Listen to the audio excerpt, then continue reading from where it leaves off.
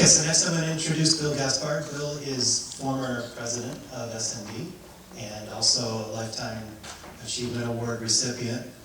Was also the design director at the LA Times, the Las Vegas Sun, San Diego Union Tribune, and for the last 5 years he's been working at China Daily in Beijing, and he's going to talk to us a little bit about the culture of design in China. Over to Bill. Thanks, Stephen. Is this working? Okay. Thank you to Stephen and Douglas for inviting me. First time in Dubai, loving it. Wish I could stay longer. I want to talk a little bit about what I've learned in the last few years in Beijing. One thing I've learned is that despite what you see in the images from Beijing, Shanghai, and Hong Kong, China is still very much a developing country. They're now the second economy in the world, but they're 88th in per capita income. So there's a lot of disparities there, extremes. So a nation with the biggest high-speed rail system can't afford or can't deliver drinking water to its people. A city like Beijing that has an amazing subway system can't provide quality air or has a weak sewer system. So, I mean, China is a place of extremes, so design is still developing too there, especially in the areas of infographics, which we'll talk about in a minute. But it's also a place of endless possibilities. I found that personally as well as what I see happening around. During the day, I work at China Daily 5 days a week. I was able last year to get the China Friendship Award, which was a very nice honor. And for some reason in China, I became a DJ. Not sure why. Jaeger Jiadan was my name, but that's when I was drinking Jaeger bombs. Now I'm DJ Bing Shui, which is ice water. So anything is possible in China. And one measure of that is maybe looking at the SND awards. The first, from the 14th to the 29th edition, only 9 awards for Chinese papers. But since then, it started to kind of grow.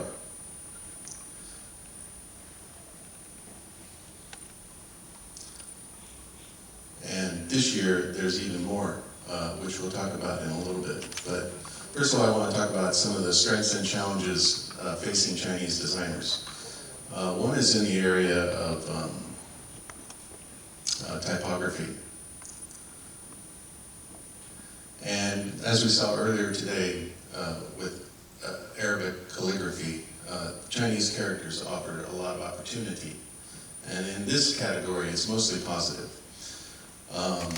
Chinese can read left to right, up, down, and even in this seal stamp up in the corner, it says made in China. Traditionally they read from the upper right, down, upper left, down. So there's a lot of ways and a lot of means through calligraphy and typography to create different looks in Chinese newspapers. And most of the time it's beautiful. But like the rest of us, when we face a lot of type on a page, it can become quite a challenge, whether it's Chinese or English or whatever language. The other area where it's really quite a positive thing is in the, actually this area is a mixed bag, photo editing. The tradition in China when newspapers first started was to run a lot of small photographs. China Daily, when it started 30-some years ago, actually kind of broke the mold and started running photography larger. And some places have gotten that. This is an example of both good and bad. I mean, if you look at the pictures themselves, they're quite beautiful. And on each of these pages, they've taken one photograph and blown it out. But there's just this instinct or this urge to run more. And in this case, it's not so bad, but there's just too many photographs competing for your attention so that those photographs across the bottom and across the top are barely noticeable. This page not too bad. And then they ended on a really strong note. But this is not uncommon in China, this lack of photo editing, this kind of constant pressure to put more and more and more on the page.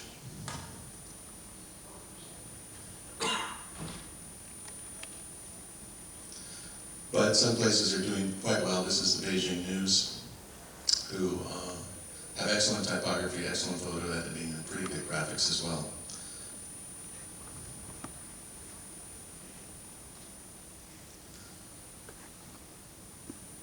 This area type of illustration is a lot of tradition in China, and there's some really good illustration out there being published, and a lot of it's quite ambitious. You know, this one it becomes kind of a fold out for Chinese New Year.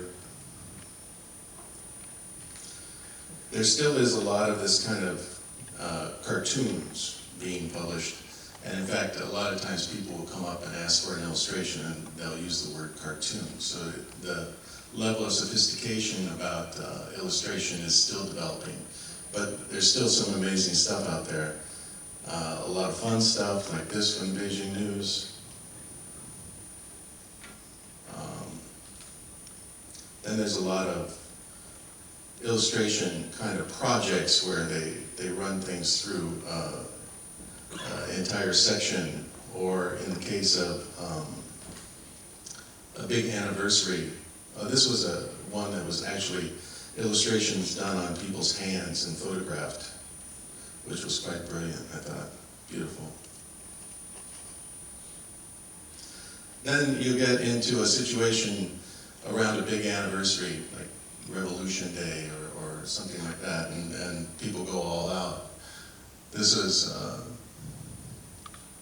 the Beijing News. Just ran a series of pages where they illustrated every page with different people. At the same time, this paper in Liaoning did a special edition too. And if you look at the inside pages that are rolling on the right side, if you took them and put them all together, they formed a village scene at the end. So the illustration is very nice, it's very ambitious, it's mostly high quality, so that's a real strength of what's happening in China now. Photo illustration, not so much. There's a real dichotomy in quality that this is an example of something not so good, but sometimes, you know, they do a pretty good execution of it and have a decent idea. This is a story about gutter oil.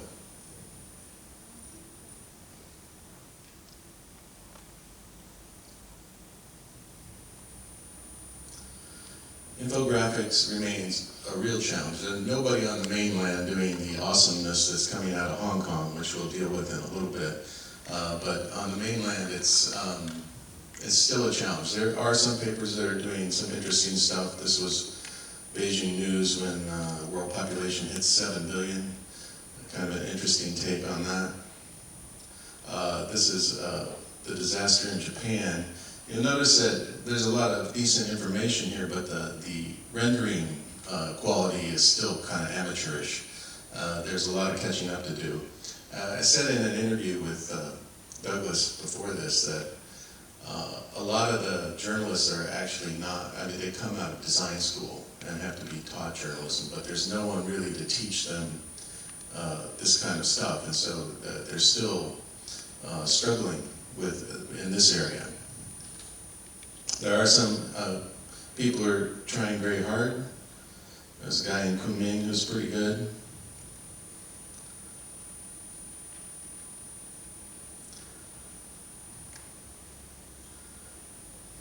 But a lot of what requests that come is like this, where you look at the book and you see that the information across the top, it's really not much information at all. It's quite sparse, but you get this all the time where you've given very little information and you're asked to make kind of a lead image.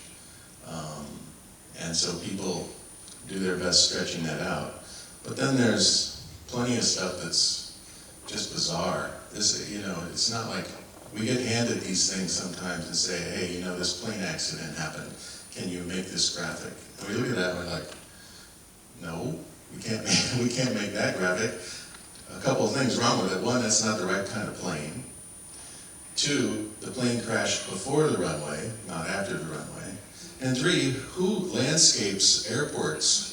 This looks more like a golf course than a place where you would try to land a plane. So there's this kind of just this storyboarding, more like you're making a movie or an animation rather than actual information. So that's a big problem still ongoing. We said we can make you a graphic if you give us the right information about a plane crash. This is the one in San Francisco. So if you look at SND awards this last year, China did the best in its history. 68 of those awards went to 4 papers, and most of those went to the South China Morning Post. The Beijing News and the other Economic Observer and China Daily are all based in Beijing. And sorry about the fireworks, but it is a Chinese presentation. Let's take a look at the South China Morning Post. Now, I was going to try to explain what goes on with them, because they're doing more, especially in the graphic area, than anybody. We look a lot at their design, which is quite clean. But I don't have to try to describe what's happening, because I'm lucky enough to have the people from the South China Morning Post here. So I'm going to have Darren Long, who's the head of the graphics and illustration department, come up and talk about their structure and their philosophy. Darren. Thanks. So yeah, with the graphics department, I head that. There are 7 of us. Most of the work goes into daily graphics. So there'll be lots of maps, charts, tables, graphs. That's done on a daily basis. Then we have also illustrations. This one, for instance, that would have been done, that would have been commissioned in the 9:30 morning meeting. It'll be out with that day's paper. So not much time to do this stuff. Same here. We use a lot of illustration. It's interesting what you were saying about the in China the lack of visual awareness, and that's something that we struggle with as well. We're lucky that the editors are fairly open-minded about that, but it's a battle. We have to convince the editors constantly. This one is an interesting one. Obviously, it's controversial because it's talking about the death penalty in China, and you know, it's a very political issue, so we have to be sensitive about a lot of these things. That again was done in a couple of days. Same here. Most of these infographics we're seeing here are full page, but we don't have the luxury of having a large team on that. That's done basically by 1 and 2 artists. Alberto, who's here, did this infographic. This particular one he worked on for a long time, but that's unusual to be able to plan so far in advance. This was an interesting one about the high-speed China trains. I think this is probably the only time anyone's actually put all this information together. And the beauty of working with Alberto is unusually this one came from the editor, the concept. But we went to Alberto and said, okay, we want to show where all the connections of the fast speed trains from Beijing all the way through to, I think it ends up in Washington. Which Alberto was, okay, sure, I can do that. But then he looked at it and actually took the topography and looked at how the trains, the landscape that would have to go through, and the particular difficulty that poses. Then, you know, a more fun one here, you know, Rockstar doing an infographic about rock stars. This was a good fun one. This was lateral. The World Cup was very, very popular in Hong Kong and China, but of course they had no team representing it. So we came up with a sort of counterintuitive idea that actually, despite not having a team there, China was the biggest winner at the World Cup because of the amount of industry and goods that they provided. So everything in red there came from China. I noticed you guys turn your page this way a lot.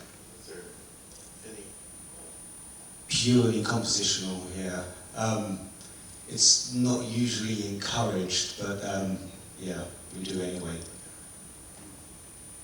Again, the other thing that's nice with South China Morning Post, I think, is that we're able to do the infographics like the previous one, which was very illustrative, and then something like this, which is really, really heavy data visualization. And Alberto will have gotten all this information himself, figured out exactly how to show that information. He'll have gone through umpteen different sketches. He probably would have come up with 3 or 4 different ideas, gone halfway down the road with it, and then thrown it in the bin. And I've actually done quite a lot of Spanish swear words in the time that Alberto's been with us. This is another fun one. This was I'm sure you guys all heard the umbrella revolution in Hong Kong. Again, Hong Kong's becoming an increasingly politicized place, and the South China Morning Post is trying to position itself as the paper that you can trust in English on China. So this one was we wanted to do a graphic about the troubles going on in Hong Kong. So we looked at previous riots, we looked at the number of people that have been involved in riots and demonstrations, I should say demonstrations rather than riots. And then for the main image, we came up with a fun idea of comparing the armed cop. That was the controversy that really made the whole thing kick off, was when the Hong Kong police used tear gas, and then showing the student who's armed with just his umbrella. Yeah, again, we're contrasting the data, heavy data with the illustration. This is the Bhopal, it was the anniversary of the Bhopal, I think 50 years after the nuclear incident, explaining how it happened.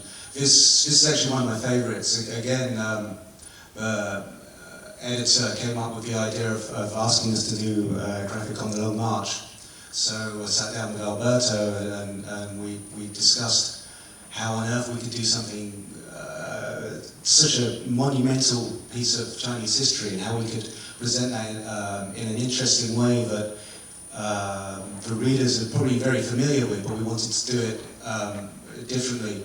So again, Alberto worked out how many days the march took, drew the spokes underneath that of how long it took, where the marches were at any given time. Then he also looked at the weather that they were dealing with on that particular day, the terrain, which is along the bottom. So we got a very accurate idea of exactly what the Long March entailed, the landscape, the weather, the conditions, the battles. And you can see the dwindling numbers in the semicircle around as well, so you get an idea of how many people died during the Long March, and then when they were reinforced and then when they left again.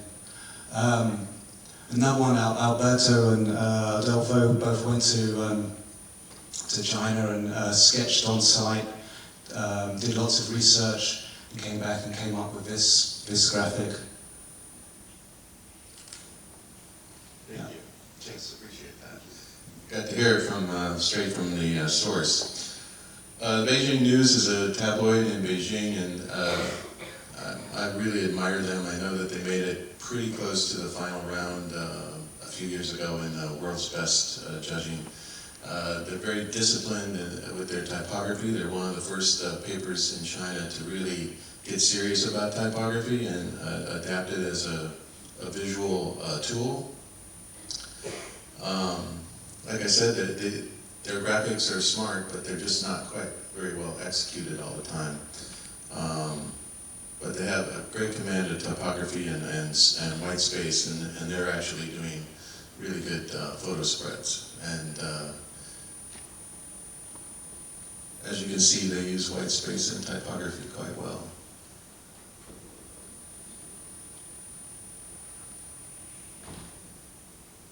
Their photo editing is quite good as well. So it's nice to be able to see them at work every day. They did pretty well in this year's competition. I think they won like 8 awards or 9 awards, something like that, including for the last 2 pages you saw. And this one as well, from their weekend section. So they're actually doing, they're kind of leading, one of the leading publications in China, and their art director, as I said, is a very smart guy about typography. This one I did some work with a few years ago, the Economic Observer. They're a business newspaper that comes out weekly from Beijing, but circulates all around China. I think they're kind of like a weekly miracle, because in watching their production process, they finish work on Thursday night for 6 sections, and they get all of the articles for 6 sections Thursday morning. And so it's just this giant scramble on Thursday, and so they don't have time to create a lot of detailed information graphics or really plan much, so it's really just the designers kind of coming up with an illustration to carry the section fronts, and they do quite a remarkable job. I'm showing you PDS, sorry about that, PDS, but they really sort of fancy themselves more like the Financial Times, and so when they publish on the same kind of paper, so they have to take that into account too, but you'll see their best work, and these are all SND winners from this year, center around creating a central visual element for the covers. It was interesting because they used a little bit of English in there for the section names. When I was working with them, I said, why not just do this in Chinese? And they wanted the English typography to add, just to have a standing piece of contrast on the page to all the Chinese typography.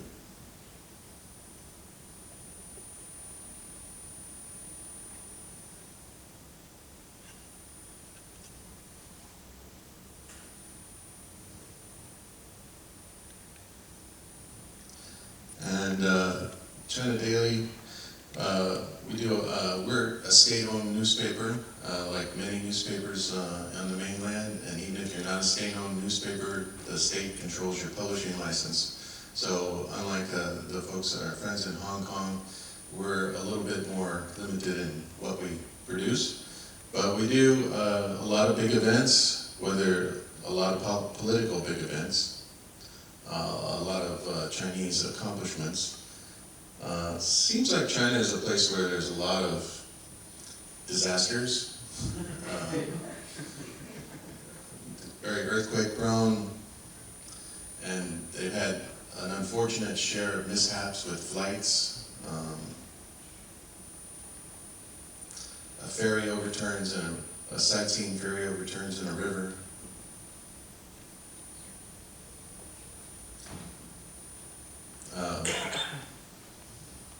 Another Malaysia Airlines flight.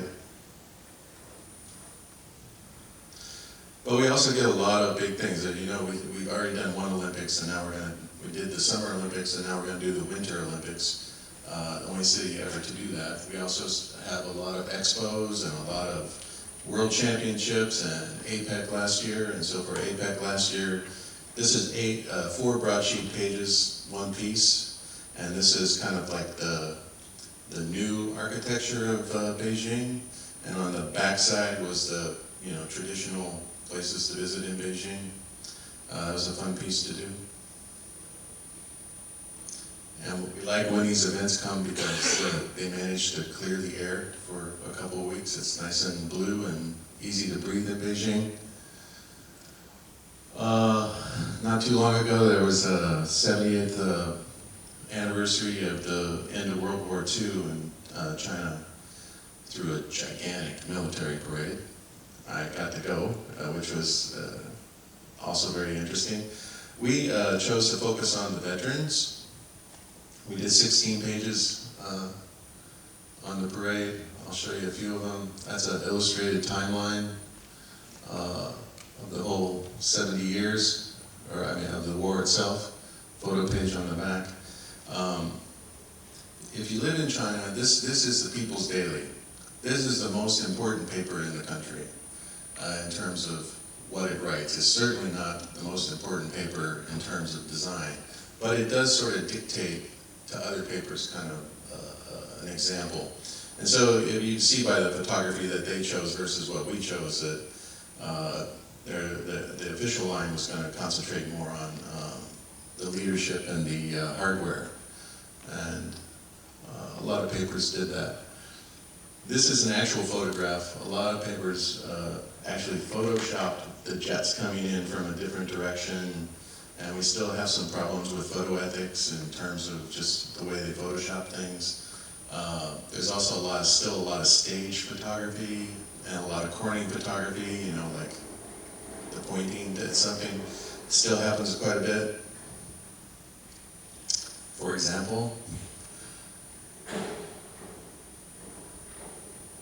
but that's a selection of what some of the Chinese language papers did for that big event.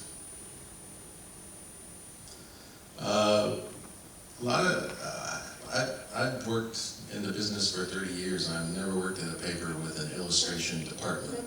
And this one, we have like 6 full-time people who work in an illustration department, and they don't work in my department, they're separate.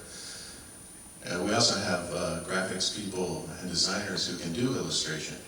So I'm not showing you the illustration department stuff, I'm just showing what designers kind of do on the fly when we're faced with a problem. Here we had no good pictures of any of these places or any of these people, mug shots. So rather than try to force it, we just illustrated it very quickly. This was Guillermo Monroe, who was with us for a while. He left and went back to Mexico, and we just recently hired a guy from Dallas to take his place. We get a lot of last minute requests, like, you know, we just have a page of capsules, you know, you all face the same thing. So our design crew we won't bother the illustration department, who seem to need more advance notice, and we just kind of do it in an hour or something like that.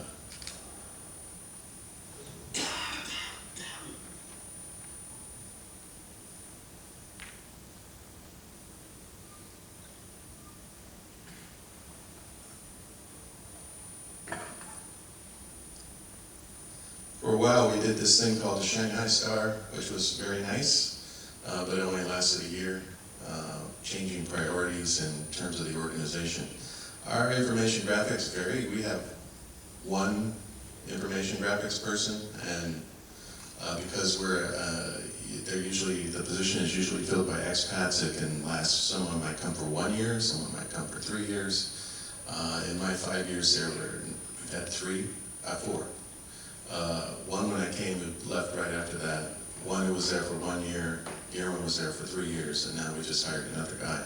This was Sean Savers from Spain, who very much loved to do his own research. He researched this whole thing. It's just demographic rich, crazy demographic rich, and it was fascinating to study for a while. Guillermo came, and you know, his passion is the environment and animals and the ecosystem, and so he was able to sort of push a lot of projects in that direction. This was a river dolphin in China that's endangered.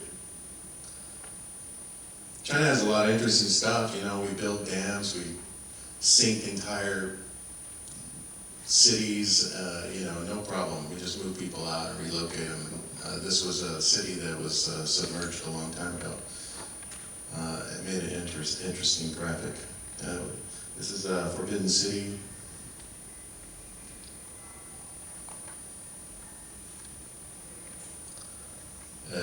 China loves Usain Bolt, and Usain Bolt loves China. He never has lost in China. He's always won every race. So this is a look at how the fastest speeds have gone for both men and women runners since the advent of the electronic clock. The government every year has its meetings, and we're constantly tasked with finding interesting ways to present this every year. This is a government work report that comes out annually, and this time we just did kind of a exercise of the word balloon. That's what we were asked to do. We picked the key words, how many times they were used, and then broke out the meaning. meaning behind those words. This was mostly done by the designer.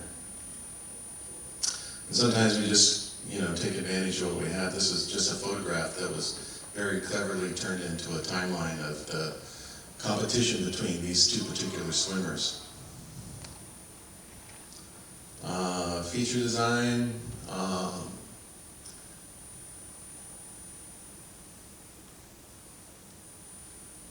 We try to use, when we have it, really strong visuals, and if we don't have it, try to boost up the typography.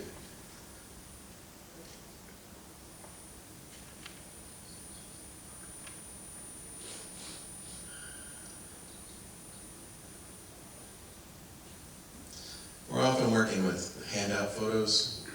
We have 13 people in my department and 7 photographers for the entire part of Beijing, and not that many photographers outside of Beijing. So our photo report is often kind of lacking, and we're dependent upon handout photos a lot. So often trying to figure out how to make that work. We're still struggling against the push of more and more photos. We thought we won that battle, but every photo page is kind of a struggle with the editors, both the page editors and the photography department editors, to put more on. But a lot of times we still manage to keep it down. I came from the LA Times, and our motto was to edit ruthlessly. We would send photographers to Africa for a month, and they'd come back with 3,000 images, and we'd run 8. It was a tough edit, but it was worth it. We just wanted everything to be powerful. There's an elegant page by Alex Fong that won for photo design this year.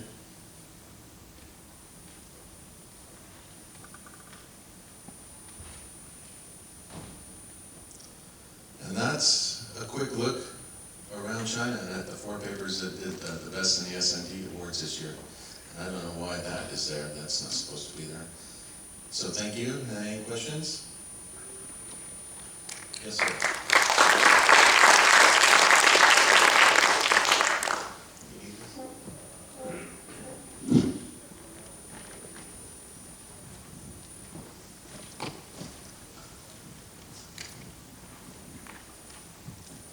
Yeah, hi, this is Arshad from Gulf News, and thank you for your presentation. It was quite impressive.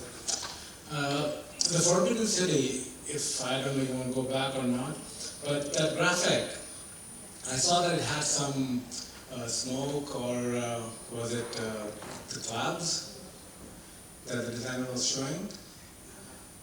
Or is it just me? Bring it back up. It's a giant file.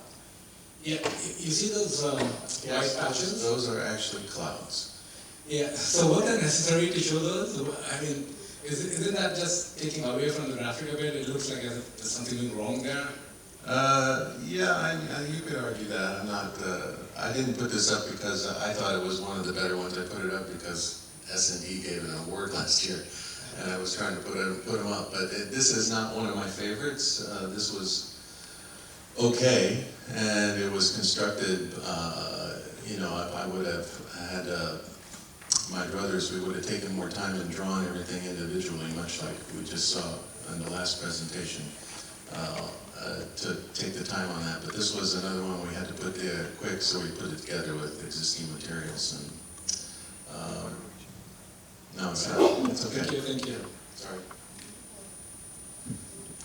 Anything else for Bill? Okay. Thank you. Thanks so much, Bill. Thanks. Let's take 5 minutes, and then we'll start our next presentation.